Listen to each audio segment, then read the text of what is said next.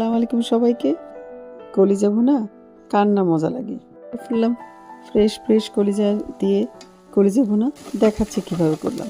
প্রথমে দিয়ে দিলাম পেঁয়াজ, কাঁচামরিচ, গরম মশলা দিয়ে পেঁয়াজ একটু নরম হয়ে গেলে দিয়ে দিলাম হলুদ, মরিচ, ধনে, জিরে আর আদা রসুন বাটা।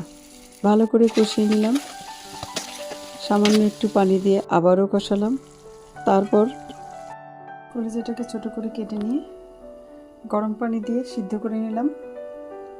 ভালো করে পানিটা ঝরিয়ে আবারও ধুয়ে ফেললাম। যাদের কোলেস্টেরল আছে তাদের জন্য সুবিধা। কলিজাগুলো ঢেলে দিয়ে আবারও ভালো করে কষিয়ে নিলাম।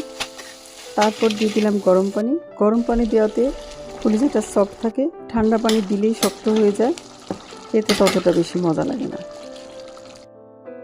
কলিজাটা মশলা হয়ে গেল ভুনা করা। এখন খালি আমি একটু গরম মশলা গুঁড়ো দিচ্ছি।